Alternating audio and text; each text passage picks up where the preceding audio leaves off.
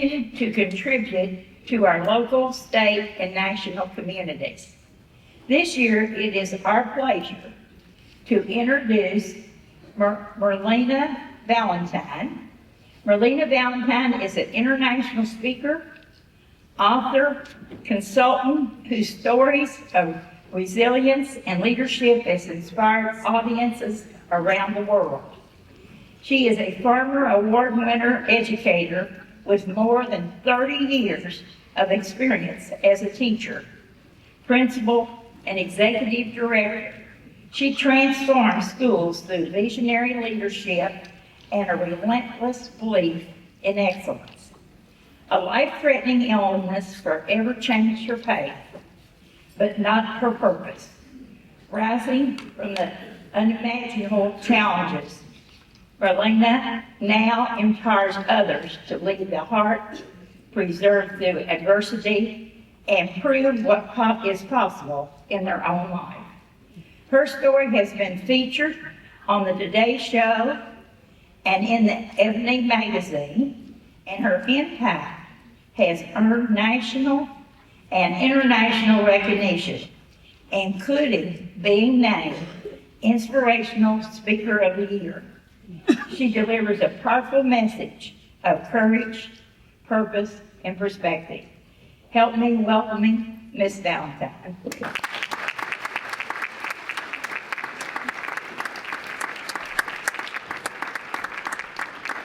you very much. You know, I'm so honored to be in a room filled with true champions. That's you. People who fought for the success of every student every day. So today is not about looking back on all you've done, because we know how much you've done in education. It is really about how do we continue to allow our legacy to live on. And so that's what I want to talk about today, how our legacy lives on. You know, I think about teaching and having been a teacher, and that brought the most joy to my life that I could ever imagine. But we plant seeds that we don't always get to see in full bloom. We don't know what happens beyond when they're with us unless we find a way to connect later. But I know for a fact that the seeds you planted have grown into the teachers and doctors and lawyers and judges and parents and community members. They are all doing that because of a seed that you planted when they were in your classroom. I think about how you've left a lasting imprint on every student that you've ever taught, and they carry that with them forever. It ripples into the future, and we don't even know how far it goes. But most importantly, it is about your legacy. See, today the question isn't, does your legacy exist? We already know. I know. Just from sitting in on the sessions yesterday and today, can I tell you Kentucky is extra special? I mean, I don't know what to say. I do this a lot, and a lot of times I speak to retired teacher associations, and this by far, and I'm not just saying that because I'm here, has been the most incredible one I've ever experienced. To hear the things that are being done, to see this many people in attendance, I am moved. So the real question is, how will you continue to build that legacy and let it live on? You see, today I'd like to frame my message around what I call my 3 Ps. There are 3 things that were instrumental in me fighting through tremendous adversity, beating the odds, and being able to live a life of purpose. And they are things that you deposited in your students every single day. When I think about possibilities and how you showed students the possibilities for them were limitless as long as they applied themselves, worked hard, and showed up with the right attitude. I think about how you modeled perseverance and resilience, right? That's what we had to do as teachers. As many challenges as we faced, we had to persevere. We knew what was at stake, and it was our children's futures. And lastly, it is that you help shape the perspective of your students by what you taught, and not only what you taught, but how you showed up every day for them. I think that is the most important piece. Now, my 3 Ps began here. This is August of 2005. I am in my first year as a building principal. My school is a pre-K to 5th grade school and is right outside of New Orleans, Louisiana, which is where I'm from. And I was ready to be principal. I spent 17 years in the classroom, had 15 principals in 17 years. So I knew about leadership. I knew what worked and what didn't work, right? And so I was ready. I mean, look, I have a brand new suit and a radio, y'all. What else did I need? I mean, come on. But seriously, I was ready. We had an incredible year. However, it was August of 2005. And so therefore, I had to lead a school as a first-year principal through something tragic. Hurricane Katrina. I didn't know what I would do, but because of the incredible teachers and staff that I had, we had an amazing year. My 650 enrollment grew by 100 students as the displaced students joined our school. But the year was so successful. Those families didn't even want to leave us when they could return home. And then I had the audacity to say out loud at the end of that year, I made it. I thought turning 40 that year was going to be my biggest challenge, but it wasn't. I said I survived. And now whatever life has for me, bring it on. Can I caution everyone here today? Don't challenge life to a battle. See, it was August of 2007 when life showed up and said, let me show you who's the boss. I was at Meet the Teacher night welcoming my families and students to a new school year. And I had this excruciating pain in my right side. I was doubled over. And I thought, I better get that checked out. Wednesday is the first day of school, and I believe as principal I'd like to be there. So I went to the doctor on Tuesday morning. I was diagnosed with a kidney stone. Raise your hand if you know anyone that's had one. Oh, the ones with two hands up, you know. It's the most painful thing, but it is so common I wasn't concerned. I said, doctor, can you just make sure to fix me? I need to be at work tomorrow. It's the first day of school. She said, well, Merlyna, it's not that simple. I don't fix you. You're going to see a specialist on Friday, and he'll give you your course of treatment. I said, oh, cool. Can I go to school tomorrow? She said, if you're not experiencing symptoms, it should be okay, but please take care. I left there thinking I'd be at the first day of school. But Tuesday night, I became violently ill. It felt like the worst case of the flu ever. And I visited hospital number 1. I spent hours there. I was sent home and was told that it was likely the virus or the flu, and here's some medication. And I said, is this related to the kidney stone I was diagnosed with this morning? And they said, probably not. I was going to be at the first day of school, or so I thought. But Wednesday morning, I couldn't lift my head off the pillow. I went to hospital number 2. Now, let me clarify. This is right after Hurricane Katrina, 2 years. Our hospitals were not fully staffed. So I wasn't concerned that I had to go to a different hospital to try to get better. At that hospital, I spent hours, and they said, we're going to have to ambulance you to another campus. We need more specialized care. I said, send me where I need to go. I need to get better. I need to be in my building. And at that hospital, I spent hours with no real answers, and instead of improving, things were getting worse by the second. Finally, they came in and said, we're going to ambulance you to our main campus because now you are in need of critical care. I said, critical care? They said, yes, you're in major organ failure. Your heart, your lungs, your kidneys, they are all shutting down, and we have to move quickly. I arrived at the 4th hospital, and the words I heard from the doctor who met the ambulance were, if you guys hadn't gotten her here in 30 minutes or less, this lady wouldn't make it. So the last words I heard, I was put into a 7-day medically induced coma. My family that night was told I had a less than 10% chance of surviving the night. Less than 10. Are those good odds for anybody? And that if I survived, life as I knew it would never again be the same. What happened? The kidney stone was too large to pass.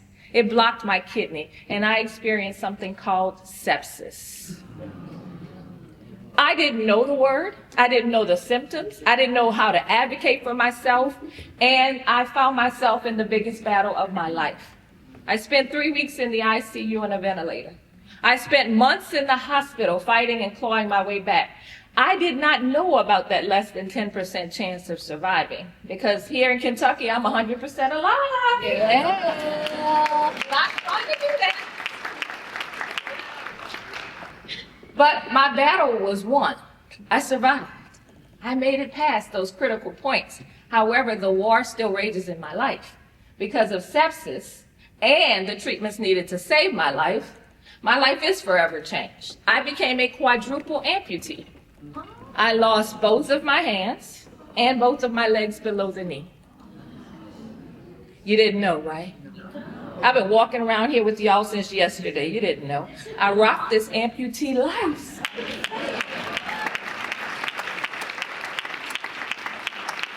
See, so many people thought this would be the defining moment for me, where the tragedy would decide how I get to live my life. I'm a teacher at heart. There's no way that would stop me, or that this would be my defining moment. We decide the defining moments in our lives. You do know that, right?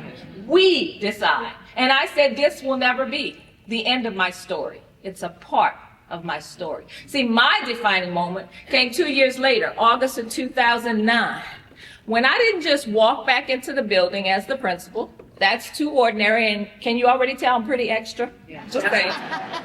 Oh no, I'm from outside of New Orleans, Louisiana. I danced my way in. I told them I'm back and I'm ready to lead. That's what it took for me to get on this journey that I'm on now. To stay in this business of education, the world of education, I had to fight through tremendous adversity. But what I'd like to do is share a little bit of our story so that you can see it in the video and feel what I feel every time I get to step on a stage. Hearing the word amputation the first time was a moment that I don't think I could ever describe it in words, but it was, okay, what are you going to do? Because you don't know anyone who's ever lost a limb, let alone all four. And then what will your life be like? And what will the people in your life have to do? And then immediately I went to, will I ever be able to be self-sufficient? Or will I always need someone? And then who will that someone be? A true saint is someone, despite adversity, despite all odds, is someone who never gives up hope. And this week's true saint is Merlyna Adams. Merlyna Adams, the principal of St. Rose Elementary School in St. Charles Parish, is back at work after losing her hands and her legs below the knees due to infections from kidney stones. For 2 years, Merlyna endured numerous surgeries and nearly lost her life. Over time, she learned to walk on prosthetic legs and use her prosthetic hands. Merlyna hopes that her story can help motivate others who are struggling through difficult times.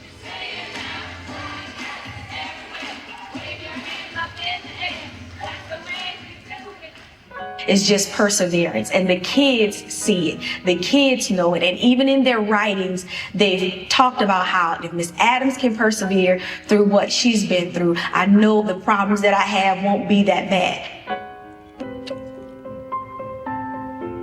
I made that decision on the first day. Once they called me and told me she was sick, that I wasn't going to leave her side. I remember it as vividly as I remember anything. He said, I am not going anywhere. We're going to do this together.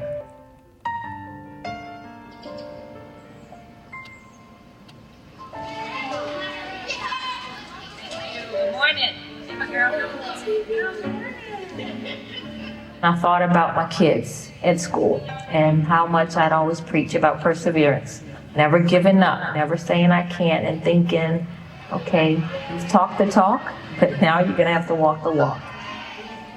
Merlyna Adams is a true educator. She stands for all educators. She has a passion for teaching. Nothing is impossible with Miss Adams. She takes the I am out of impossible and makes it possible. It just makes us all jump on that.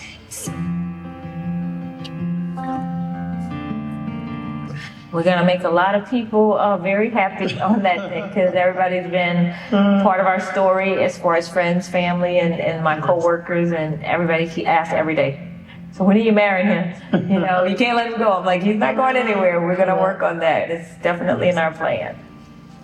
He adores her. Thank you. She's also a newlywed. In sickness and in health, and with joy and celebration. Merlyna's ordeal has been a journey she wouldn't have any other way. That's our story.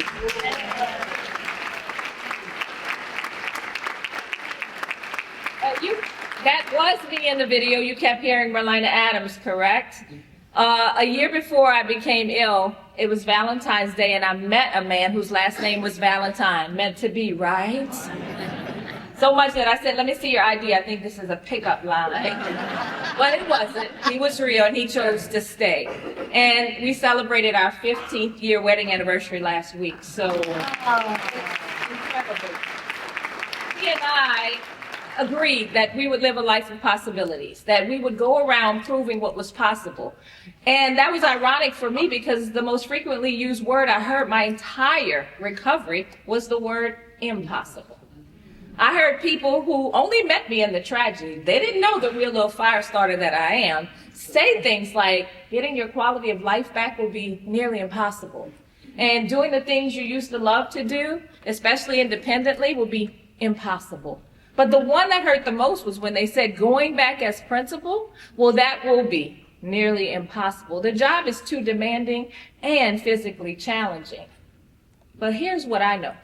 Impossible is a matter of opinion. I choose not to have it. There's always a way. I refuse to allow someone's definition of impossible to become my reality. It's the same thing you did. When people would tell us as teachers that, reaching that child would be impossible, he's too challenging, she's too difficult, that educating every student is nearly impossible, what did we do? We showed up every day and what? Proved what was possible. We don't believe in impossible in education because we find a way, we make a way, and we will get to our goals, and we will help every student that is entrusted to our care. Possibilities is what it's all about. And what I think about is we have to figure out how we expand what's possible. Well, I am so delighted I got to sit in on all your sessions to hear about the things that you're doing. See, because you belong to the club I belong to. I am retired, but I'm not tired yet. Is that right? I'm not tired yet. I have so much more to give, so much more to do. I'm expanding how I reach and teach and do things. My classroom might look different, but I promise you I am still in my education mode and teaching. That's what you're doing. I hear about volunteering and mentoring and being able to pour into others, whether it's new teachers or the youth in your communities, in your families. You're finding a way to expand your impact, your influence, and I never want you to stop. I want you to think about how much of your story is proof that possibilities exist. Walking around on this earth and all of your communities as well are things that are living proof of what you did every single day. It's the people in your communities who are successful because they sat in your classrooms and you poured into them. You got them prepared for the future. And we all know no profession would exist if it weren't for what? Teachers. And every chance I get, I remind every audience that their lives would not be possible, the success they experience, without a great teacher. That's what we do. I know the second P is perseverance. And in education, we have no choice. This becomes our superpower, right? We must persevere through the challenges and make sure that every day we showed up as the best versions of ourselves. But this is truly my reality. My family says all the time, do you really go out and share a picture of you without your prosthetic limbs on with total strangers? Yes, I do. Because I need you to know. This is my true and authentic self. This is how I wake up in the morning. This is how I go to bed at night. I've accepted that. And this is what I live like until my king puts me together better than Humpty Dumpty's crew, right? Don't let this fool you, right? This isn't me. It's a joint effort. As he does the hair and makeup, I get to work on the mindset that I need to get through this life. But this is reality. I got back to that school building and I was told students would never accept me as their principal again because I was so different. I was literally told that, and I said, it won't be the students. Yeah. It's never the children. It's never. It's the adults. I said, my students held a Name That Limb contest at their recess to help me out. And they named my legs Jack and Jill. They named my hands Hansel and Gretel. Why?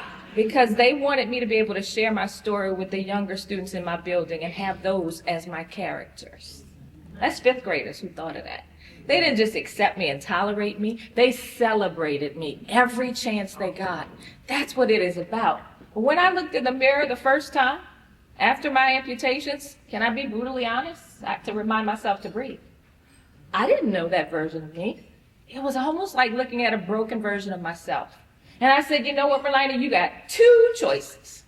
The first choice says you stay stuck here in the struggles and the challenges, feeling sorry for yourself. Woe is me, why did this happen to me? And you're hosting pity parties with pity snacks and pity punch. Y'all want to come?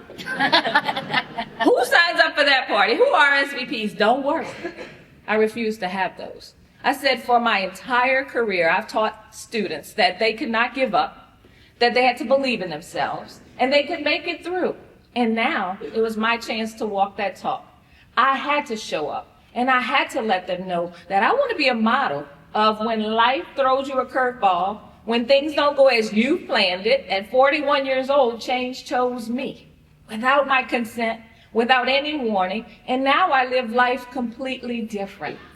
But it's all okay, because why? I've decided to use what happened to me to benefit others. See, when things happen, we get a choice. Are we going to be bitter that it occurred? Or are we going to be better because we find a way to work through it? That's perseverance. That's resilience. That's saying, you know what? I'm not just bouncing back. I am moving forward because I'm going to use what happened to me to inspire and uplift others, to know that I'm not the strongest person in the world. I didn't even know how strong I was till I had no choice. And it is inside every single one of you here. No matter what you face, you are more than prepared to make it through. And that is why I share my story. And I get to come out and say things to people that I feel in my heart. And this is truly just who I am and what I love to do. That last P is about perspective. It is about how you view the things that happen to you and around you, and what do you show up in this world to do? What mindset do you have? Are you showing up with the right mindset? You know, when I think about people who let a loss take them completely off course and they can't recover, we're all entitled to have our weak moments. I've had many, but I also refuse to stay stuck there. I want to move past it because I have so much in this life that I still need to do. And when you talk about loss, I lost everything. I lost my limbs. I lost my independence. I've not driven a car since August of 2007. Well, legally that is. We did get on the road. No law enforcement here, right? Oh, good. Just my friends that are teachers. But seriously, I almost lost my life and my life's work. At 41 years old, life was almost completely over. And I was given a choice. Are you going to choose to rise? Or are you going to accept defeat and live an easy, safe, and comfortable life, but not fulfill your purpose? I never asked for this to be easy, and having the right perspective and persevering is not about things getting easier. If anybody told you life was going to be easy, guess what? They lied to you.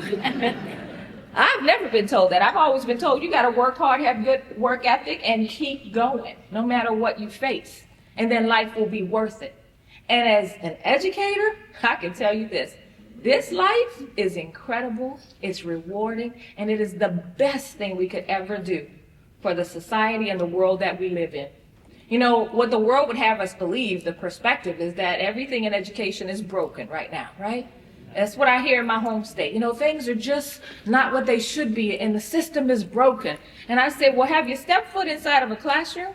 Because in there, nothing's broken. That's where everything is built by incredible teachers who understand that they can't let challenges take them off course. They can't show up and say, today I'm only half in.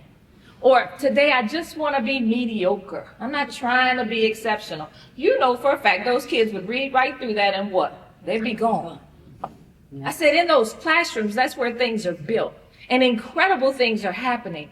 But no one's in there to tell that story. And that's why, as a retiree, I go out and tell the story of the successes we have. I remind people that if you've never set foot inside of a school, please don't tell me what's happening in our schools. Based on what? Some numbers? No. It is perspective. And people say, well, have you always had that outlook and that mindset that, you know, things were... No, I did not. Because I had very little experience with failure before this happened. Everything I wanted, I got it on the first try. My family truly sheltered us. I'm from a very small community. I had no idea. I said this mindset was birthed out of something tragic, where I was given that choice to say, what are you going to do now? And it is the fact that I know everyone in this room, you've all made it through 100% of your worst days. Am I correct? You're here. So now you have clues of what to do and tools to use the next time you face a challenge or a struggle, because you've been through it before. And guess what else? You're going to make it through again. Because why? You still have a legacy that you're building. You're still pouring into your communities in whatever way you can, because you belong to my club, retired but not tired yet, right? And so I want you to keep that attitude. I don't need to see anybody walking around like this. I don't, because I need your head up. What you've done in your lifetime, your head should be held high. You know, I meet people all the time, and they'll tell me on Monday, oh, it's going to be a hard week. Oh my goodness, it's going to be the roughest week ever. And then on Friday, you check in and they say, oh, it was a hard week. It was the roughest week ever. Really? You started on Monday by looking for the toughest week, the most challenging week. It's so awful. But then you expected it to somehow magically get better? What you look for in this life is what you will find. What are you looking for? Are you looking for a way to continue to serve and give back? Are you looking for the ways that you can uplift others, empower others, inspire others? If so, your life is incredible. But I know I meet people who are already looking for what's the problem in the middle of the solution. Y'all know people like that? Don't look at your tables. No, don't do that. You know people who are looking for what's wrong in the middle of what's going right? You have this grand idea and you start to share. What do they say right away? That's not going to work. Yeah, that's impossible. It will never work. We've done it before. Yeah. Don't let the naysayers become the loudest voice you hear. Because if you have the right perspective, let your voice be the one that resonates with everyone in saying, we can do this. We will do this. And we will not stop until we do. That's the feeling that I got when I was present in this room, hearing the things that are happening here in Kentucky. I'm just telling you, I'm thinking about a move, dear. Are you ready? Because I feel like I'm home, right? Now, I'm going to work on y'all for the food, but, it's okay. New Orleans joke. This last picture I want to close with. This is a picture of me in the back. Wow, girl, you were so young, a baby. I started teaching at 19 years old, y'all. This is my first second grade class. That was 40 years ago this past January.